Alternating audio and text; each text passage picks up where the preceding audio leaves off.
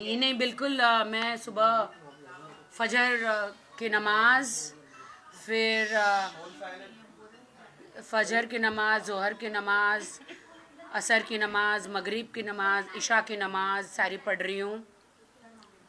फिर और कौन सा रात को तुमने मुझे भेजा था? इशा की? नहीं, इशा के बाद की नमाज जो नहीं, ताजुद तो रात को 3 बजे नमाज पहला है। और उसके बाद तराबी की मैं 20 रकात तराबी में एक्चुअली 20 रकात पढ़ेंगे तो बहुत ही आपके सारे रुके हुए काम हो जाते हैं, ये मैंने सुने।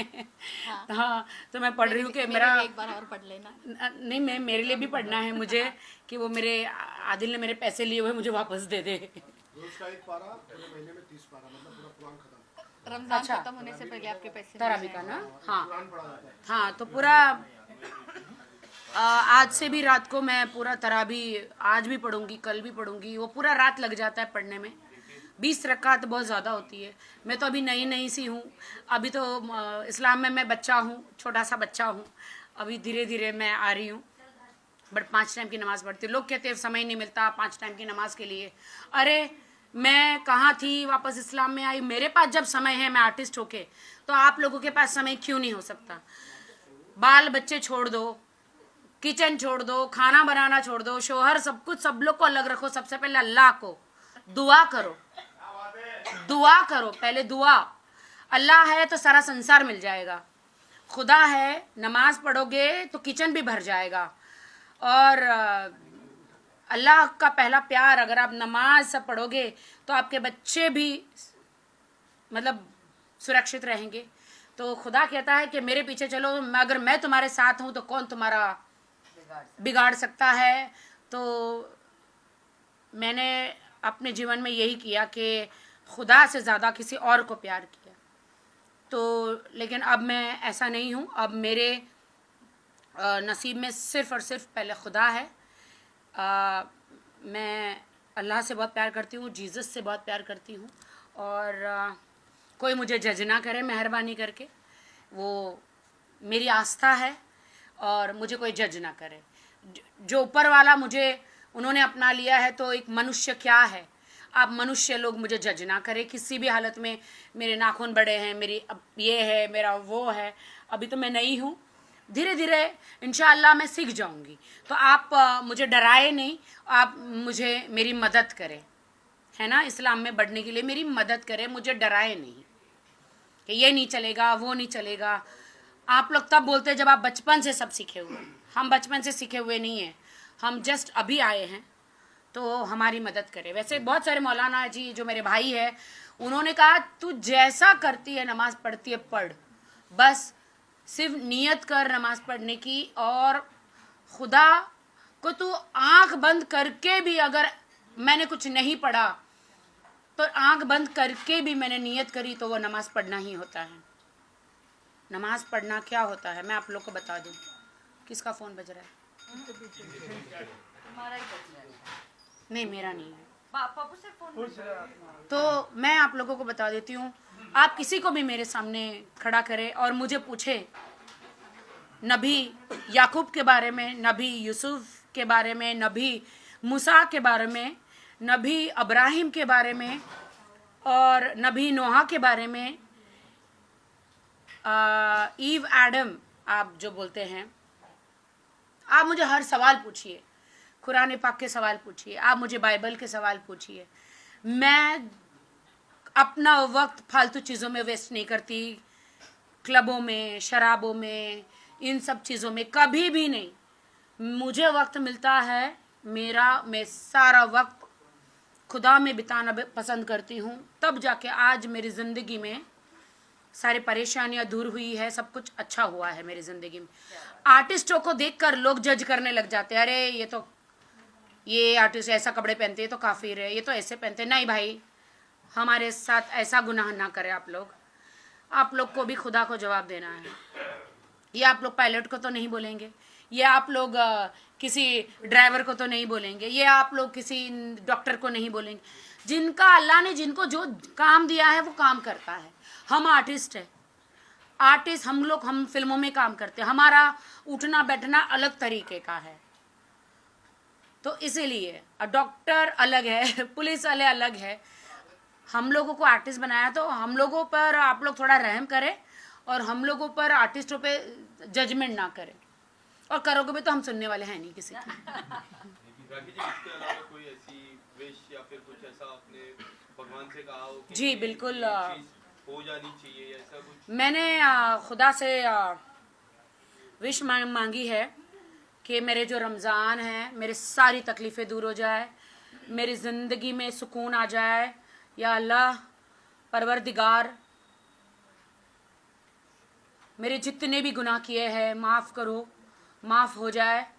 अगर आपको अल्लाह लगता है कि मैंने सच्चे दिल से मैं नमाज पढ़ती हूँ, सच्चे दिल से मैंने इस्लाम कबूल किया है, सच्चे दिल से मैं रोज़े रखे हैं, तो मुझे उम्रा आने का एक मौका मिले और खुदा मुझे इतनी तरक्की दे, इतना पैसा मुझे मिले कि मैं कैंसर वालों के लिए, कैंसर पीड़ितों के लिए एक अस्पताल खोल सकूं जिसमें उनको फ्री में कीमोथेरेपी और रेडिएशन जैसी चीज़ें उनको मिले।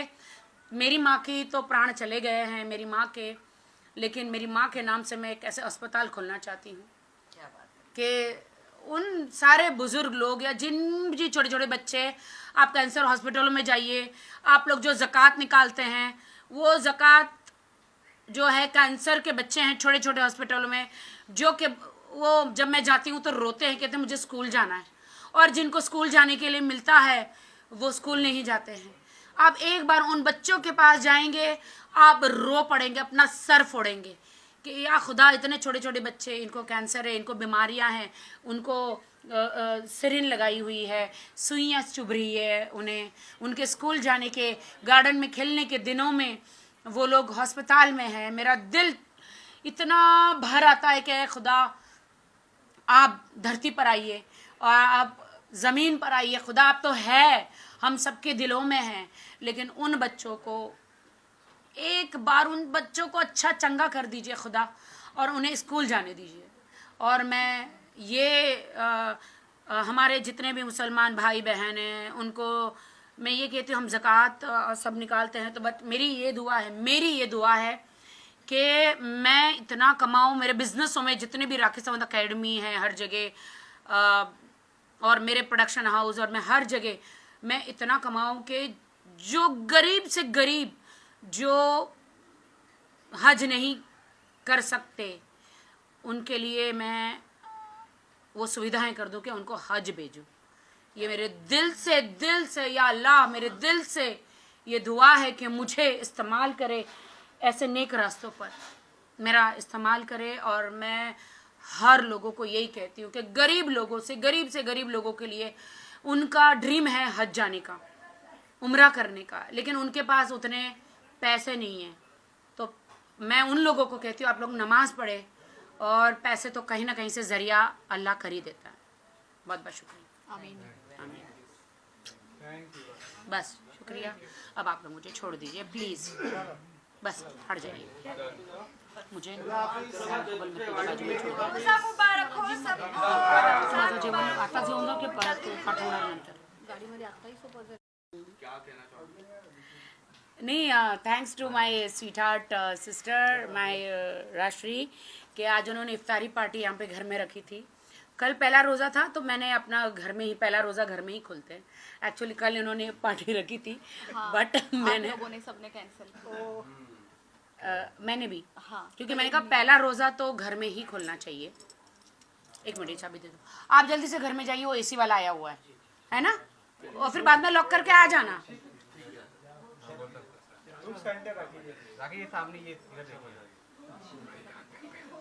जी राखी जी, एक्चुअली क्या रोज़े में मेकअप करते नहीं है, तो फिर पता नहीं। आप बिना मेकअप के इतने सुंदर लग रहे हैं। हाँ, आपको बट रोजे ठीक में है। इतना ग्लो आ चुका है। ओह, तो अल्लाह का। अभी तो 2 ही दिन हुए हैं। हाँ, देखना अभी अभी तो- 30 डेज में कितने सुंदर हो जाएंगे।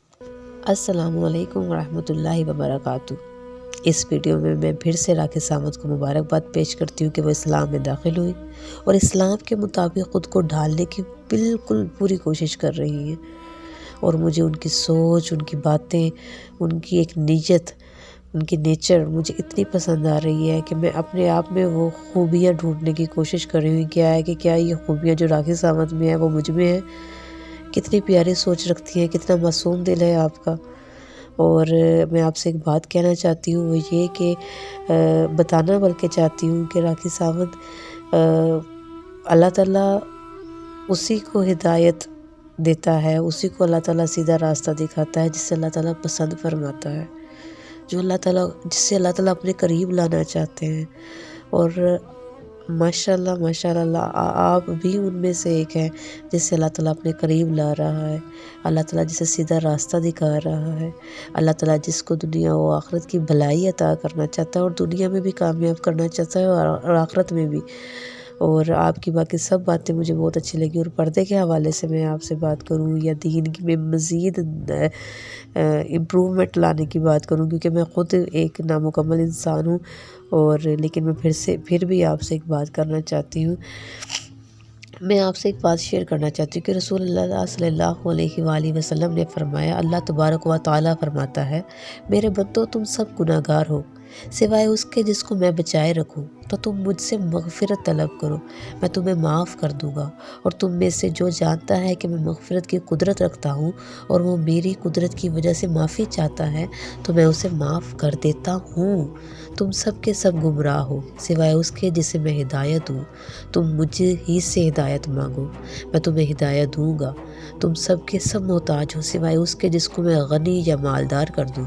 तुम मुझ ही से मांगो, मैं तुम्हें रोज़ी दूँगा। और अगर तुम्हारे ज़िंदा व मुर्दा, अव्वल व आखिर और खुश को तर सब जमा हो जाए और मेरे बंदों में सबसे ज़्यादा परहेज़गार शख्स की तरह हो जाए तो मेरी सल्तनत में एक मच्छर के पर के बराबर भी इजाफा ना होगा। और अगर ये सब मिलकर मेरे बंदों में से सबसे ज़्यादा बदबख्त की तरह हो जाए तो मेरी सल्तनत में एक मच्छर के पर के बराबर भी कमी ना होगी। और अगर तुम्हारे ज़िंदा व मुर्दा, अव्वल व आखिर और खुश को तर सब जमा हो जाए और इनमें से हर एक मुझसे इतना मांगे जहाँ तक उसकी आरजुएँ पहुँचे तो मेरी सल्तनत में कोई फ़र्क वाक़या ना होगा मगर इस कदर जिसे तुम में से कोई समुंदर के किनारे पर से गुज़रे और उसमें से एक सुई डुबो कर निकाल ले। ये उस वजह से है कि मैं सखी हूँ, बुज़ुर्ग हूँ, मेरा देना सिर्फ कह देना है। मैं किसी चीज़ का इरादा करता हूँ तो कहता हूँ हो जा तो वो हो जाती है। राखी अल्लाह ताला आपको माफ़ करना चाह रहा है। अल्लाह ताला चाहता है आप मज़ीद अपने आप को उसके करीब करें। प्यारी बहन, ये पर्दा हर कोई नहीं कर सकता। रब की आयतों के मुताबिक हर कोई नहीं ढल सकता। लोगों के तानों को हर कोई नहीं सह सकता। रब के लिए सब्र का जाम हर कोई नहीं पी सकता। रब की चाहत में खुद को हर कोई नहीं छुपा सकता। याद रखो ऐ इस्लाम की बहन, ऐ इस्लाम की शहज़ादी, कुरान के मुताबिक पर्दा हर कोई नहीं कर सकता। ये तो सिर्फ वही औरत कर सकती है जो रब की मोहब्बत की तालब हो, कुरान से मिलती जिसे राहत हो, जो बहादुर हो, जिसमें लोगों से लड़ जाने की हिम्मत हो, जिसमें सब्र करने की ताकत हो, जो ख़ास हो, बहुत ख़ास हो। अल्लाह जिसे चाहे हिदायत दे और अल्लाह ताला आपको हिदायत देना चाहता है। आप बिल्कुल वैसी हो जाओ जैसे वो चाहता है। दुनिया भी आपकी संवर जाएगी और आपकी आखिरत भी संवर जाएगी। अगर आप उम्रा करने चाहती हैं तो आप दिल में एक तरफ पैदा कर लें, आप एक नियत बना लें, आप उम्रा करने जाएंगी, अल्लाह ताला आपको पसंद फरमाएगा। और जब आप वहाँ जाओगी आपका दिल ही नहीं करेगा आप वहाँ से वापस आओ। वो ऐसी जगह है जहाँ आपको दुनिया के सारे गम जहाँ मिट जाएंगे, आपको हर दर्द की दवा मिल जाएगी, आपको सब्र का मरहम मिल जाएगा, आपको हर उस सब्र का अजर मिलेगा, तोहफ़ा मिलेगा जब आप गिलाफ़े काबा को चूमेंगी। मेरी बहन, कभी कभी अल्लाह पाक किसी को फ़ौरन मिला देते हैं दुआ मांगने के बाद, जैसे हज़रत मूसा को मिला दिया उनकी माँ से। कभी सालों लग जाते हैं दुआ की कबूलियत में, जैसे हज़रत यूसुफ को अपने बाप से। कभी ऐसा भी होता है कि दुआ कबूल नहीं होती, जैसे हज़रत नूह के अपने बेटे के लिए। जो दुआएं उस दुनिया में कबूलियत का दर्जा नहीं पाती, उसका अजर अल्लाह पाक अपने बंदों को आखिरत में देंगे। और उस अजर को देकर बंदा अपने रब से कहेगा कि काश कि इस फ़ानी दुनिया में मेरी कोई भी दुआ कबूल ही न होती। हमें अपने रब से ज़्यादा कोई चाह ही नहीं सकता।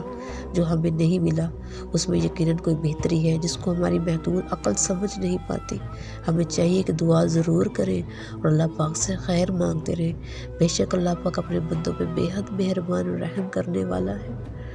राखी में आपसे इतना ही कहूँगी, आप दुआ मांगे अल्लाह ताला से अपनी हिदायत की, माफ़ी मांगे अपने गुनाहों की, अल्लाह ताला से फरमाएं, अल्लाह ताला से आप ये कहें कि या अल्लाह मुझे माफ़ कर दे और मुझसे राज़ी हो जा, मुझसे राज़ी हो जा। मैं हिदायत की तलबगार हूँ, हिदायत की तरफ रखती हूँ, मुझे हिदायत अता कर। और अल्लाह ताला से जो जो दुआ मांगनी है आप मांगे, अल्लाह ताला आपको पसंद फरमाएगा और आपकी दुआ कबूल करेगा इंशाअल्लाह ताला बिल यकीन।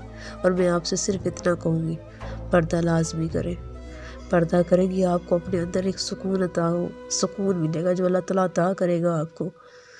मुझे आपकी बातें सुन के बहुत खुशी हुई। ये आपके लिए एक छोटा सा पैगाम, अल्लाह ताला आपसे राज़ी हो, अल्लाह ताला आपको खुशियाँ दे, सलामती दे, अजर दे। जज़ाकल्लाहु खैरन कसीरा।